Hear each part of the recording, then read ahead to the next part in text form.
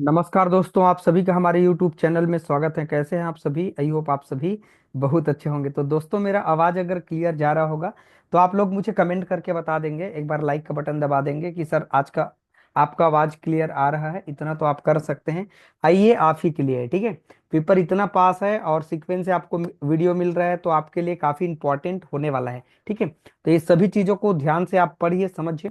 और देखिए, जो हमारा चैप्टर आपका 7, 8, 9, इनमें आपको कम वीडियो मिलेगा। इसलिए कम वीडियो मिलेगा, इस पर ज्यादा और हमको रटना नहीं है। इतना तो हमसे तैयारी हो जाए, क्योंकि वक्त है नहीं। तो इन इंपॉर्टेंट चीजों को हम कर लेंगे। जो जो इंपॉर्टेंट चीज है, चार पांच लेक्चर में ये कंप्लीट हो जाएगा। तो उनको ढंग से आप कर लीजिएगा। लंबा लंबा वीडियो भी नहीं है, ज्यादा बड़ा भी नहीं है। वही 20 मिनट, 15 मिनट, 17 मिनट, 14 मिनट ऐसे वीडियो आपको मिलेगा। तो इसमें ज्यादा परेशान होने की जरूरत नहीं है। और एक चीज और इम्पॉर्टेंट है, ये थ्योरी वाला पार्ट है। ज्यादा हमको इस तरह से और डायग्राम बनाने की जरूरत नहीं है और ज्यादा रटने का जरूरत नहीं है। थ्योरी को बस समझने का कोशिश करेंगे और ये चीजों को आपको समझना पड़ेगा भाई, ठीक है। तो बच्चों, वीडियो में नए आए हैं तो चैनल को जाके सब्सक्राइब कर लेना, ताकि इस तरह से जो भी सीक्वेंस वीडियो आपको मिलेगा, फ्यूचर में भी आपको मिलेगा। जब आप थर्ड सेमेस्टर जाएंगे, फोर्थ सेमेस्टर जाएंगे, वहां भी आपका काफी इंपॉर्टेंट होने वाला है। तो ये सभी चीजों को आप बहुत अच्छे से समझिए, ध्यान करिए और अच्छे से नंबर लाने का कोशिश करें। सेमेस्टर एग्जाम में आपका 54-55% लाना कोई बहुत बड़ी बात नहीं है। सेमेस्टर में जब तक आप 70% अगर आप नहीं लाते हैं तो कोई मजा नहीं आएगा, ठीक है। तो ये ध्यान रखिएगा कि 65 से आपका 70% से ऊपर बने। 70 से ऊपर आना चाहिए। आप इतना मेहनत करिए। तो सिलेबस भी काफी अच्छा है ना। जूलॉजी भी सब्जेक्ट देखिएगा, काफी अच्छा है। अगर जूलॉजी पर आपको वीडियो चाहिए बच्चों, तो आप मुझे कमेंट करके बता दीजिएगा कि सर इस सब्जेक्ट पर हमको इम्पोर्टेंट तो बताएंगे ही बताएंगे, लेकिन कुछ कुछ चीजों को और समझा दे सर। तो घर बैठे हो सकता है मैं आपको एक मार्गदर्शन के रूप में थोड़ा सा आपको बता दूं, तो आप अच्छा कर सकते हैं। हो सकते हैं हमारे कई फ्रेंड ऐसे हैं, कई हमारे स्टूडेंट ऐसे हैं जो दूर दराज से हैं। मान लीजिए कोई बस्तर से है, कोई जबलपुर से है, और कोई रायपुर यूनिवर्सिटी से है। कहीं से भी पढ़ रहे हैं, सबका सिलेबस तो एक है।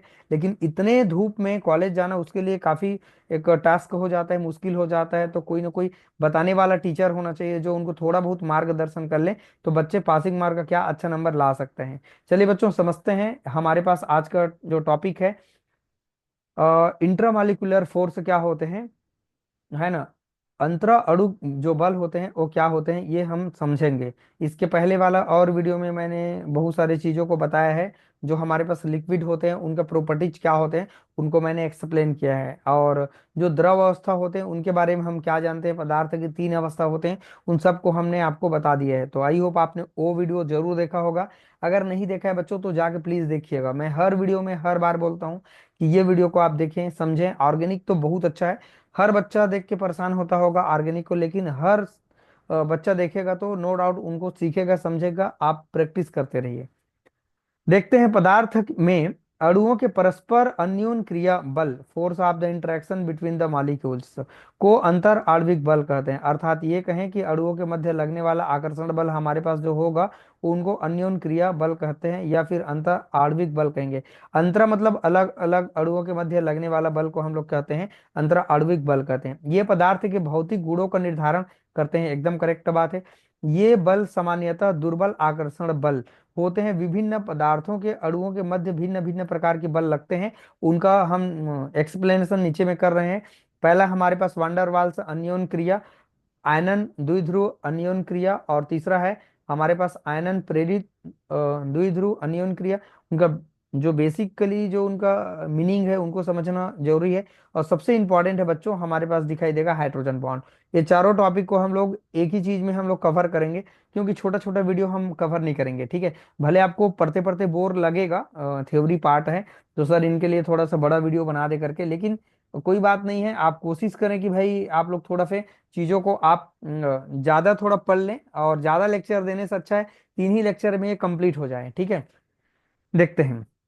वंडरवाल्स बल के बारे में आपने और पढ़ा होगा 11वीं 12वीं में। उदासीन अणु जब एक दूसरे के काफी समीप आते हैं तो उनके मध्य अन्योन्य क्रिया से उत्पन्न अंतर अणु जो आकर्षण बल को वांडरवाल्स बल कहते हैं।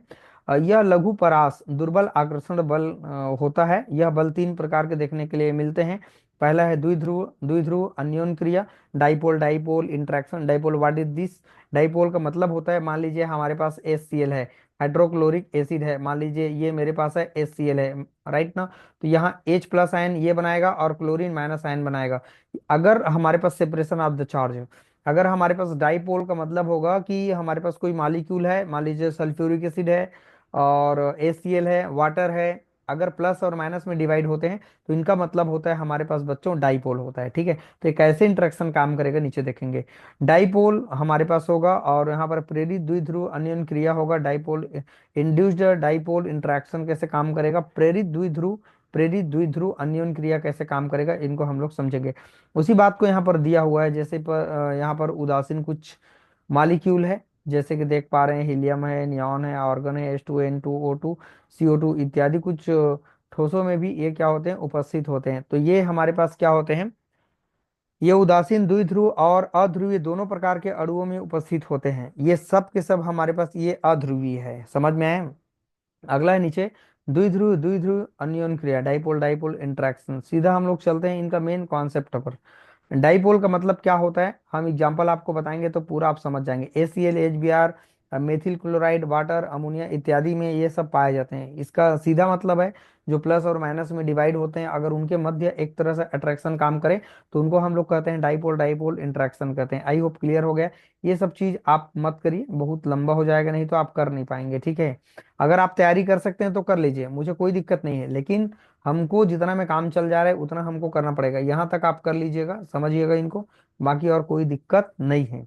दूसरा है हमारे पास द्विध्रुव प्रेरित द्विध्रुव अन्योन्य क्रिया, डाइपोल इंड्यूस्ड डाइपोल इंटरेक्शन। एक ध्रुवीय अणु किसी अध्रुवीय अणु से में ध्रुवण प्रेरित करता है। जब ध्रुवित अणु किसी अध्रुवीय अणु के समीप आता है तो ध्रुवीय अणु का धन आयन, ध्रुवीय अणु का धन आयन, ठीक है, या ऋण आयन अध्रुवीय अणु के अणु में विपरीत आवेश प्रेरित करते हैं, और इस प्रकार ध्रुवीय एवं प्रेरित द्विध्रुव वाले अणुओं में अंतरा आणविक मतलब इंटरेक्शन आकर्षण बल उत्पन्न हो जाते हैं, है ना। इसी बल को हम लोग कहेंगे डाइपोल इंड्यूस्ड डाइपोल इंटरेक्शन कहेंगे। आप यहाँ समझ पा रहे हैं, देखिए जरा, ये हमारे पास है, एक हमारे पास पोलर मॉलिक्यूल है। जब नॉन पोलर हमारे पास मॉलिक्यूल के कांटेक्ट में आते हैं तो क्या होगा, जो हमारे पास पोलर मॉलिक्यूल होगा वो क्या करेगा, वो दूसरे हमारे पास यहाँ पर क्या बोले गए हैं, एक मिनट आप समझिएगा। जब किसी ध्रुवीय अणु धन आयन या ऋण आयन ध्रुवीय होगा, हाँ ध्रुव होगा, तो ध्रुव मतलब होता है पोल, एक साइड सिरा, है ना। अध्रुवीय अणु में विपरीत आवेश उत्पन्न करेगा। आप देख सकते हैं, देखिए यहाँ प्लस है तो इधर जाके ये माइनस उत्पन्न कर दिया, ठीक है। अगर माइनस के संपर्क में आएगा नॉन पोलर तो प्लस जनरेट करेगा, और प्लस के कांटेक्ट में आएगा तो माइनस जनरेट करेगा, ठीक है। इसी बात को कह रहे हैं हम लोग द्विध्रुव प्रेरित द्विध्रुव अन्योन्य क्रिया। क्लियर हो गया। हाँ, और ज्यादा हमको रटने की जरूरत नहीं है बच्चों, ये सब ज्यादा आपको रटने की जरूरत नहीं है ना। इतना पढ़ेंगे तो आप भूल भी जाएंगे, ठीक। इतना डीपली भी नहीं जाना है, ये थ्योरी वाला पार्ट में, ठीक है। प्रेरित द्विध्रुव अन्योन्य क्रिया कैसे होगा, जब कोई अध्रुवीय अणु जैसे कि O2N2 मीथेन इत्यादि एवं वन कोश का परमाणु अणु, है ना, जैसे कि हीलियम नियॉन आर्गन में अणुओं के मध्य ही आकर्षण बल उत्पन्न करते हैं, बल कार्य करते हैं। यद्यपि इन अणुओं में स्थायी द्विध्रुव आघूर्ण जो होगा उपस्थित नहीं होता है।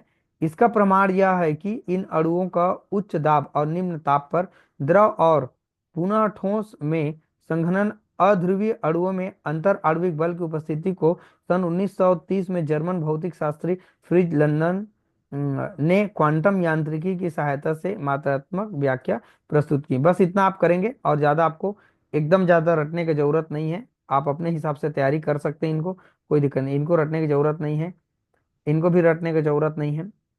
ये देखिए, और आयनन द्विध्रुव अन्योन्य क्रिया कैसे काम करते हैं, जब किसी आयनिक पदार्थ को ध्रुवीय विलायक, जैसे आयनिक पदार्थ है मान लीजिए प्लस या माइनस है हमारे पास, है ना, जब उनको किसी ध्रुवीय विलायक जैसे कि जल में घोल दिया जाता है तो उनके मध्य इस प्रकार की अन्योन्य क्रिया होती है।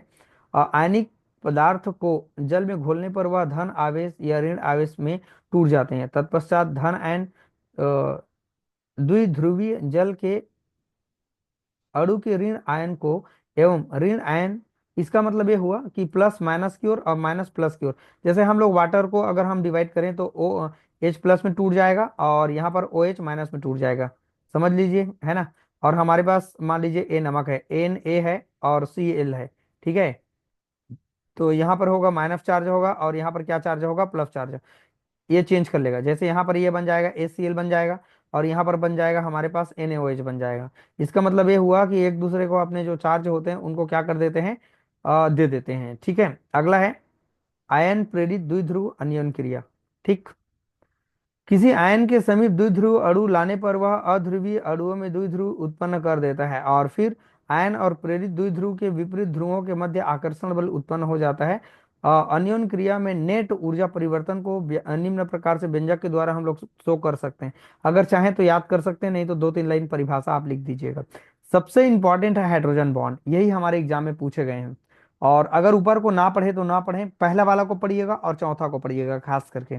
देखिए मैं आपको एक बात क्लियर कर देता हूँ, हाइड्रोजन बॉन्ड क्या है, अपने लैंग्वेज में समझिए। हाइड्रोजन बॉन्ड बनने के लिए क्या होना चाहिए, देखिए हाइड्रोजन बॉन्ड क्या होता है। हाइड्रोजन बॉन्ड एक तरह से आकर्षण बल होता है जो प्रबल ऋण विद्युतीय परमाणु से जुड़ी एक हाइड्रोजन बॉन्ड एवं अन्य ऋण विद्युतीय परमाणु के एकांकी इलेक्ट्रॉन युग्म मतलब लोन पेयर के अन्योन क्रिया से उत्पन्न होता है। और ये ऋण विद्युतीय परमाणु nitrogen nitrogen oxygen fluorine sulphur आदि से हो सकते हैं। सीधा अपने लैंग्वेज में समझिए, हाइड्रोजन बॉन्ड वह होता है जिसमें हाइड्रोजन जो होगा ऋणात्मक परमाणु, जैसे कि हमारे पास नाइट्रोजन है, ऑक्सीजन है, सल्फर है ना, इनके साथ जुड़ करके क्या बना लेते हैं, टूटी हुई लाइन के द्वारा एक तरह से आकर्षण बॉन्ड बना लेते हैं। और यहाँ पर हाइड्रोजन जो होते हैं वो ऋण वाला परमाणु से अट्रैक्ट हो जाते हैं, जुड़ जाते हैं। इनको एक डॉट डॉट डॉट के द्वारा हम लोग दर्शाते हैं, जैसे कि आप देख पा रहे हैं ये HF है, देखिए फिर ये HF है, फिर ये HF है और ये HF है। मतलब HF में से हाइड्रोजन हाइड्रोजन फ्लोरीन जो है हमारे पास, तो फ्लोरीन जो होगा ऋण वाला और हाइड्रोजन होगा धन वाला, ये दोनों के मध्य टूटी हुई एक लाइन से हम लोग दर्शाते हैं। इनको कहते हैं बच्चों हाइड्रोजन बॉन्ड। लोन पेयर का बात कर रहे हैं, ये हमारे पास फ्लोरीन में 3 बार क्या होता है, हमारे पास लोन पेयर होते हैं। तो ये हमारे पास है fluorine, 3 lone pair of electron होते हैं। तो इस तरह से ये आपस में जुड़े हुए होते हैं, आपने देखा इनको वाटर में भी देखे हैं, जब एथेनॉल को जब वाटर में डिजॉल्व किया जाता है वहां पर भी हाइड्रोजन बॉन्ड बनते हुए नजर आते हैं। शर्त का बात करें, कॉपी में नोट डाउन करें।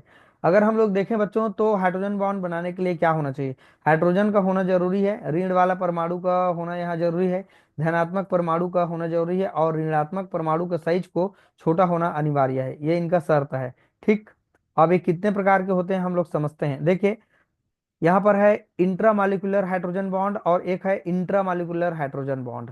अंतः अणु और अंतरा अणु, अंतरा मतलब अलग अलग अलग से बनेगा और अंतः मतलब एक ही साथ में बनेगा। समझते हैं चीजों को, देखिए जब हाइड्रोजन बॉन्ड दो परमाणु के मध्य बनता है तो उसे क्या कहते हैं, अंतरा आणविक कहते हैं। और जब एक ही परमाणु के अंदर में बनते हैं तो उन्हें हम लोग अंत अंत मतलब अंदर में, क्लियर हो। तो यहाँ पर आप देख पा रहे होंगे कि अंत अणु हाइड्रोजन बॉन्ड ये है हमारे पास अंत अंदर में बन रहा है। जैसे कि यहाँ पर ऋण वाला एटम ऑक्सीजन है और यहाँ पर धन वाला एटम हमारे पास पॉजिटिव वाला हाइड्रोजन है, तो दोनों के मध्य हाइड्रोजन बॉन्ड है। यहाँ भी आप देख पा रहे हैं हाइड्रोजन बॉन्ड, तो ये आपके पास है अंत अणु हाइड्रोजन बॉन्ड, क्लियर है, ठीक है। तो ये हमारे पास अलग अलग दिया हुआ है, दोनों को हम ध्यान से देख सकते हैं, पढ़ सकते हैं, चित्र में दिखाया गया है, ठीक है। ये सब ज्यादा आपको नहीं करना है, बस आप इतना को करें।